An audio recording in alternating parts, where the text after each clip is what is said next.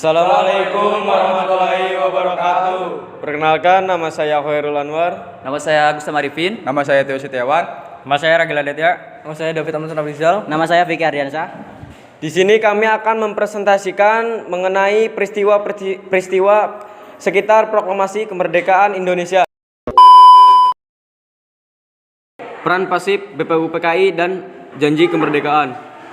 Sekitar akhir tahun 1944, Sekutu berhasil merebut pulau demi pulau yang dikuasai oleh Jepang. Bahkan semakin mendekati Jepang, dalam kondisi terdesak, Jepang mengulangi kembali janjinya, memberikan kemerdekaan kepada Indonesia. Pada 7 September 1944, dalam sidang istimewa Parlemen Jepang Tokyo Gikai di Tokyo, Perdana Menteri Kunaiki mengumumkan sikap pemerintah Jepang, daerah di Hindia Timur Indonesia akan diperkenakan merdeka. Untuk membuktikan kesungguhannya, pada 27 April 1944, Letjen Kumakichi Harada sebagai Panglima Tentara Jepang menyelidik usaha-usaha persiapan kemerdekaan Indonesia, disingkat BPUPKI. BPUPKI bertugas menyelidik berbagai hal terkait aspek politik, ekonomi, pemerintah, dan hal-hal yang diperlukan bagi membentuk sebuah negara merdeka. 2. Jepang menyerah kepada Sekutu. Pada 15 Agustus 1945, Jepang menyatakan menyerah kepada Sekutu setelah kota Hiroshima dan Nagasaki hancur lebur oleh bom atom Sekutu. Sebelumnya, pada 16 Juli 1945, para pemimpin Sekutu mengeluarkan deklarasi Potsdam. Salah satu butir deklarasi berisi desakan agar Jepang menyerah tanpa syarat. Namun, Jepang menolak. Hal ini memaksa Sekutu mengeluarkan senjata pamungkas, bom nuklir atau atom. Bom atom pertama dijatuhkan pada 6 Agustus 1945 ke kota Hiroshima, pusat industri dan markas besar militer Jepang. 3. Perbedaan pendapat tentang proklamasi kemerdekaan dan peristiwa Rengas Dengklok. Pada 10 Agustus 1945, Sultan Syahrir mendengar dari sistem radio British Broadcasting Corporation atau BBC tentang kemungkinan Jepang akan menyerang kepada Sekutu. Dalam waktu singkat, kabar tersebut menyebar ke kalangan aktivitas penggerakan. Kalangan aktivitas penggerakan di tanah air menjadi yakin bahwa pemanggilan ketiga tokoh ke Dalat 9-14 Agustus 1945 berkaitan dengan menyerahnya Jepang. Maka seiring dengan keberangkatan Soekarno-Hatta pada aktivitas penggerakan di tanah air, baik tua ataupun muda, mulai membicarakan rencana proklamasi kemerdekaan. 4. Proklamasi kemerdekaan Indonesia. Sejak dini, tanggal 17 Agustus 1945, golongan tua dan muda berdatangan ke rumah Soekarno. Tiang bendera dari bambu telah ditancapkan di halaman rumah. Di tiang sederhana inilah bendera merah putihnya dijahit oleh Ibu Fatmawati akan dikibarkan pada pukul 10 waktu Indonesia Barat.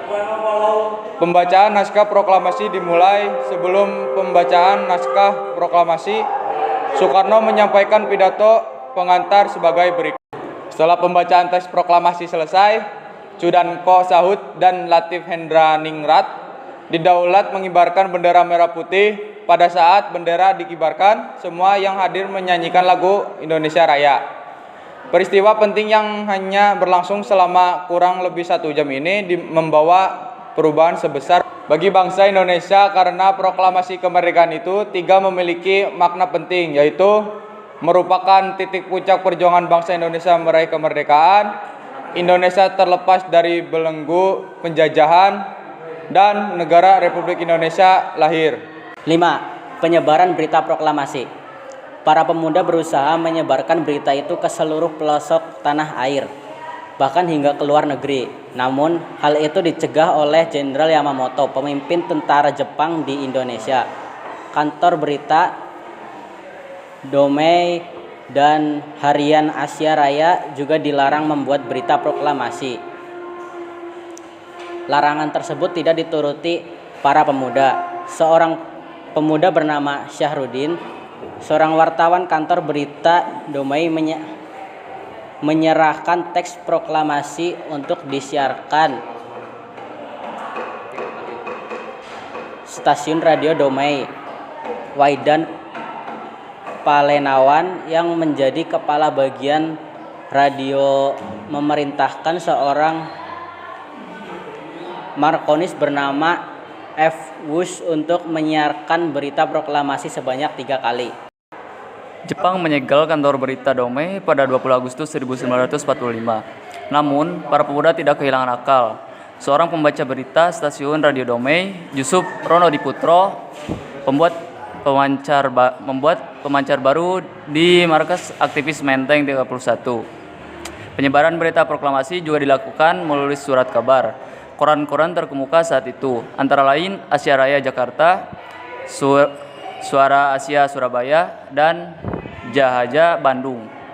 Hampir seluruh harian di Jawa dalam penerbitan tanggal 20 Agustus 1945 membuat berita proklamasi kemerdekaan dan Undang-Undang Negara Republik Indonesia.